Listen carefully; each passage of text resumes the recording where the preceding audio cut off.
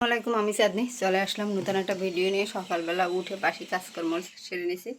এখন যাব 9:30 বাজে কাজ করতে। দেখো বিছনা পড়ে সব ঘর দৌড় ঝাড়ু দিয়ে অনেক কাজ করছি সকালবেলা ঘুম থেকে উঠে। দেখো সব গোছাই নিয়েছি, শপিং ব্যাগটার ভিতর পানি ভরে নিয়েছি, একটা মাম্পার বোতল নিয়ে নিয়েছি, কারণ অনেকক্ষণ বসা থাকে তো পানি পিপাসা ধরে। আর আমি এরকমের করে চুলের শীতে কখনোই করি না, খুব কম করি, বাট আজকেও করলাম বাইরে যাওয়ার পথে। আর আমাদের ভালো লাগছে, যেহেতু চুল উঠে গেছে, মানে এর উল্টে আসলে হয়, এরকমের আসলে একটু ভালো হয়, তার জন্য আশ্রাইছি। আর সকালে উঠে অনেক কাজ করছি, অনেক কাজ, যেটা বলে বুঝতে পারবো না কত কাজ করছি। ঠিক আছে, তাই চলো খাওয়া দাওয়া করতে হয় না, কাজের চাপে তাই এখন খাবো না, এখন চলে যাব, এসে নিই তারপরে খাবো। তাই চিন্তা করছি খাবো না, যেহেতু কী নেবো, এই বাটাটাই করে একটু চাল ভাজা আর বাদাম ভাজা নিয়ে যায়, ছোট্ট বাটা আছে, এটাই করে নিয়ে যাব। ঠিক আছে, চাউলের বাদাম এটাই করে নিয়ে যায় বড়, এই যে কটা চাউল দেখতে পাচ্ছ, একটু খাবার নিয়ে নিচ্ছি। আর বসার জন্য ঘরের ভিতরে জামা কাপড় রোদ রোদি, তোমরা কিছু মনে করো না। এই দেখো এটার ভিতর নিয়ে নিচ্ছি, তাই কেমন লাগছে, এটুকু আমার খাওয়া হয়ে যাবে, এনে যেন একটু খাবার খেলে আমার খাবারটা শেষ হয়ে যাবে। তাই চলো প্রথমত কাজগুলো করে নিই, রেডি বের হয়ে নিই, তারপর আবার ফোনটার হাতে নেবো। আর বের হওয়ার পর ফোন হাতে নেওয়া যায় না, কারণ হচ্ছে যে ছাতি ধরবো, ফোন ধরবো না, ওই শপিং ব্যাগটা ধরবো, তার জন্যই একটা সমস্যা হয়। তাই চলো যাই, তারপরে এসে দেখি আবার কী করি। ঠিক আছে, চেষ্টা করি তো কিছু একটা করার জন্য। আর আজকে বলে আবার এক দফা জারি করছে, বাট কি জানি টিন না, এইসব নিয়ে আমি মাথা ঘামাই না, কী দরকার, নিজের টেনশনে বাঁচি না, নিজে মরে যেতেছি অসুস্থ শরীর নিয়ে, এত ঝামেলা আমার সহ্য হয় না। ঠিক আছে, আমি ঝামেলা থেকে দূরে থাকি সবসময়, আমার ঝামেলা ভালো লাগে না কোনো সময়, আমি ঝামেলা থেকে 6 মাইল দূরে থাকতে পছন্দ করি, যে ঝামেলা নাই আমি নিরিবিলি থাকবো। তা চলো যাই, বলছি টলছি বক বক সকালবেলা অনেক করে ফেলাইছি, এখন আর করবো না, এখন বেরোবো। চলে আসছি অনেকক্ষণ আগে, কারণ হচ্ছে যে কাজেরও জায়গায় বন্ধ ছিল, আজকে আমাদের ছুটি ছিল। আমি গেছি, যাওয়ার পর বললো আজকে ক্লাস হবে না, তোমরা চলে যাও, তারপর বাসায় চলে আসছি। আর প্রথমত এই সপ্তাহটা পুরোটাই মনে হয় বন্ধ পাবো, যে ভালোই হয়েছে যে সপ্তাহটা বন্ধ পাবো, বাসায় থাকবো। তা আবার একদিক দিয়ে খারাপ হয়েছে যে বাসা থেকে আর বের হতে পারবো না, এটা খারাপ দিক। তাই চলো এসেই ভাতটা গরম দিয়ে নিয়েছি, কালকে ভাত ছিল ওইটা গরম দিয়েছি, ভাত আর রান্না করিনি। দেখো ফেজে কী পরিমাণ অ্যালার্জি হচ্ছে দেখতে পাচ্ছি, আর দাগে পুরো ফেজ বুঝে গেছে। তাই ভাতটা রান্না করে নিয়েছি, আর সাথে এখন শাপলা চিংড়ি মাছ রান্না করব। এবছর আমি মনে হয় পটুয়াখালী উঠে শাপলা চিংড়ি মাছ রান্না করে খাইনি, আমার মনে পড়ে না, বাট বাড়িতে গেলেও খাওয়া পড়ে না শাপলা চিংড়ি মাছ।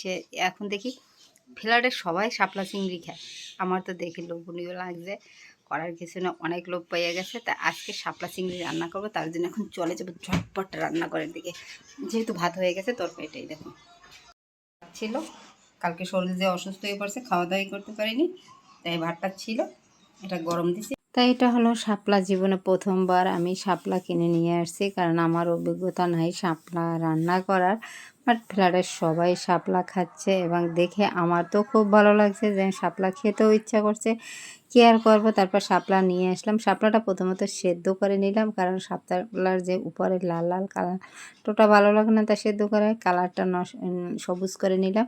এখন চিংড়ি মাছ দিয়ে পেঁয়াজ কুচি দিয়ে শাপলাটা রান্না করব।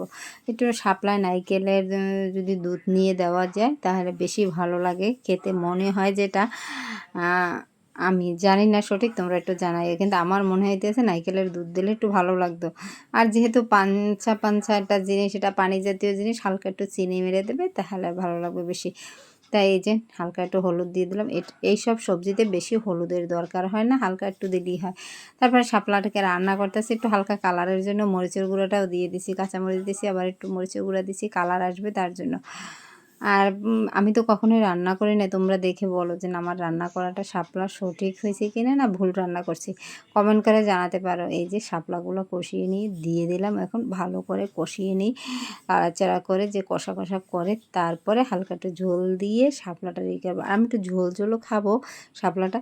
এই যে ফাইনালি আমার শাপলা রান্না করা শেষ, এরকমের কালারটা আসছে, কীরকমের জানি না, খেতে ভালো লাগবে কি না আমি তা বুঝতে পারতাছি না, বাট একটুখানি ইতিকি দিছিলাম, কিন্তু খেয়ে বললো যে না মোটামুটি ভালো হয়েছে। তাই শাপলার রান্নাটা তোমাদের কীরকমের লাগলো আমাকে বলতে পারো। শাপলা দিয়ে চিংড়ি মাছ রান্নাটা তোমাদের সাথে শেয়ার করে দিলাম। আর আমি এখন খাবো তা দিয়ে দুটো ভাত, তারপরে গোসল করবো। যেহেতু সকালে খাওয়া দাওয়া করি না, তার জন্য অনেক সমস্যাই হয়। ক্ষুধাটা একটু তাড়াতাড়ি লাগে, তাড়াতাড়ি বলতে ভুল হবে, এখন 2:30 বাজে। তাই আমার রুমমেট গোসলে গেছে, তার জন্য আমি একটু খাওয়া দাওয়া করে তারপরে যাবো। তো চলো খাবারটা খেয়ে না, আগে তরকারিটা নিয়ে নিয়েছি প্লেটে, তারপরে ভাতটা নেবো। আর আমি বেশি করে একটু শাপলা নিতে আসি। শাপলা তরকারিটা আমার খুবই পছন্দের একটি খাবার, তোমাদের বলে বুঝতে পারবো না। আমি জীবনে শাপলা রান্না করি না, আমার বয়সে না, ফার্স্ট টাইম শাপলা রান্না করলাম, কেমন হয়েছে জানি না। এই দেখো শাপলা রান্নাটা দেখিয়ে দিলাম তোমাদের। তাই চলো ভাত নিয়ে নিই, তারপর খাওয়া দাওয়া করে আবার বিকেলে তোমাদের সাথে কথা বলবো। বিকেলে দেখি আবার কি করি জানি না, বিকেলে কি করবো না না করবো বলতে পারি না, ফ্যানটা চলে। কি করবো না না করবো কিছুই বলতে পারি না, বিকেলের খোঁজ আমার কাছে এখন নাই। আর আজকে সুতোটা কেটে ফেলাবো, কারণ হয়েছে আজকে রবিবার, আজকের দিনটা গেলেই সুতোটা কেটে ফেলবো। সুতোটার জন্য আমার বেশি অসুস্থ লাগে যেন আমি অনেক রোগী হয়ে গেছি, তোমাদেরকে এমনিতেই শুকাই গেছে, আরও যদি এরকমের থাকে। তা চলো 2টা ভাতাই নিয়ে প্লেটে, তারপর খাওয়া দাওয়াটা করি, তারপরে চাকুরি করবো। বিকালবেলা একটু চা নিয়ে বসলাম, কারণ মাথাটা এত ভার হয়ে ছিল বলতে বোঝাতে পারবো না, যে এত মাথা ব্যথা করে। আর ঘরের ভিতরে থাকতে থাকতে মানে মাথা অনেকটাই ভার হয়ে যায়। যাই হোক চা নিয়ে বসছে। এই কাপটা আমার, এই কাপটা আমার না, এই কাপটা আমার ছোটো বোন, ও না আমাকে একবার বার্থডে আমার কড়া গিফট করছিলে আমার, হ্যাঁ বার্থডে না জানিয়ে, যে বার্থডে গিফট ছিল, তাই সুন্দর এই কাপটা ছিল। যাই হোক আমি এখন চাটা খেয়ে নিই, চা আর বিস্কিট খাবো, আসরের আজান দিয়ে দিছে। যে বিকাল 5টা, কি করব, খাটের উপরে বসে আছে, কোনো কাজকর্ম নাই, কিছু নাই, কি করব, একটু চা খেয়ে নিলাম। যে প্রথমত চাটা তোমাদের দেখিয়ে দিলাম যে আমি একটু চা খেয়ে নিই, কারণ হচ্ছে কেন জানি মনে হচ্ছে যে একটু চা খেলে ভালো লাগবে, মানে ঘুমটা মানে ঠিকভাবে হয় না, নাকি চোখের পাতাগুলো পুরা কালো হয়ে যাইতে আছে, কেন বুঝতে পারতেছি না, এতটা কালো কেন হইতে আছে এরকম। আর নিজের একটু যত্ন নিতে পারতেছি না, রেস্ট পাই না, নিজের কাজটা নিয়ে একটু রেস্ট পাই না, রেস্টের কোনো গও নাই, সারাক্ষণ ফোন টিপি, এই জন্যই মনে হয় এটা হইতে আছে। হঠাৎ করে অতিরিক্ত ফোন টেপার পরে আমার, আমি এত পরিমাণ ফোন টিপি না কখনোই, কারণ আমার ভালো লাগে না। আমি সারাদিন গল্প করি, এটা করি ওটা করি, এভাবেই আমার ভালো কাটায়, কিন্তু ফোন টেপার অভ্যাসটা খুব কম আমার। তবুও যাই হোক, কাজ টাজ করে সারাদিন বাসায় থাকি, নিজে একটা জবের মতন করতে আছি, এটাই ভালো। বেকার থাকার চেয়ে নিজে 2 টাকা ইনকাম করাটা খুব ভালো, যতই আস্তে আস্তে অ্যাডজাস্ট হয়ে যাবে, ঠিকও হয়ে যাবে। কিন্তু যে কোনো কাজ প্রথম শুরু করলে একটু তোমার শারীরিকভাবে, যে কোনো কাজ করতে গেলে শারীরিকভাবে একটু হয়, এলোমেলো এদিক ওদিক হয়ে যায়, এটা স্বাভাবিক। যে কোনো কাজ তুমি নূতন করতে গেলে এরকম হবে। তা আমার বেলাও এটাই হয়, যে কোনো কাজ করতে গেলে আমার একটু এলোমেলো হয়ে যায় এদিক ওদিক, তারপর আস্তে আস্তে অ্যাডজাস্ট হয়ে গেলে ওটা ঠিক হয়ে যায়। তা আস্তে আস্তে ঠিক হয়ে যাবে, হ্যাঁ, তাই ঠিক হতে তো আমার এবার একটু সময় লাগে, এটাই কথা। তবুও তো একটা জবের মতন পাইছি, করতে আছি, এটাই তো অনেক। বেকার থাকার চেয়ে ঘরে বসে তুমি যদি মাসে 5,000 টাকা ইনকাম করো, এটা তো অনেক ভালো কাজ, বলো।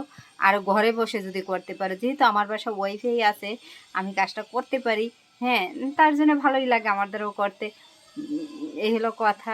আর কী করবো, বাইরে প্রচণ্ড বর্ষা হয়, এটা সেটা, একটু ছাদে যেতে পারি না, ছাদে পুরা পানি জমাই থাকে আর শ্যাওলা হয়ে থাকে।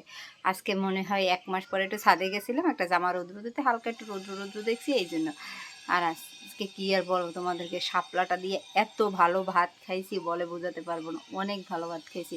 আর প্রথম শাপলা রান্না করছি, কিন্তু ভালোই লাগছে, আমার জীবনে প্রথম রান্না করছি শাপলা, আমি কোনোদিন শাপলা রান্না করি না। আর আমাদের বাসায় আমি থাকা অবস্থা আনে না, কারণ কি আমি বাড়ি গেলে না খুব নাকছিটা করি, এটা খাই না ওটা খাই না, ওটা খাই না, এই সবজি আনবা না ও সবজি আনবা না। আর আমার বাবার একটা গুণ আছে, সেটা হচ্ছে আমি বাড়ি গেলে প্রতিদিন জিজ্ঞাসা করে সবজি আনবে, মাছ আনবে, মুরগি আনবে, আগে জিজ্ঞাসা করবে রাতের দিয়ে কালকে তোমরা কি খাবে, মানে আমি না থাকলে আমার বোনদেরকে জিজ্ঞাসা করে না বাবা, আর আমি থাকলেই জিজ্ঞাসা করে কালকে কি বাজার করব, কি খাবে।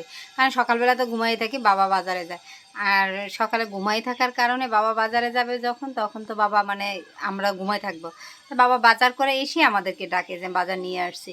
তখন না রাতেই বলে দেয় কালকে এই জিনিসটা দিয়ে খাবো, ওই জিনিসটাই আনে। এছাড়া বাবা এই আলু ফল বাজার করে না, কারণ আমার মাথা খুব গরম হয়ে যায়, অতিরিক্ত মাথা গরম হয়ে যায়। বাসা এ জায়গায় বসে ওই রকমের বাছাবাছি করি না, বাড়ি গেলে খুবই মানে আমার খাওয়া দাওয়া নিয়ে খুবই আমার সমস্যা। এটা ভাল লাগে না, ওটা ভাল লাগে না, এটা স্বাদ লাগে না, ওটা স্বাদ লাগে না, এরকমের করি। সবাই ভয় পায়, তবুও আমি এরকমের করি।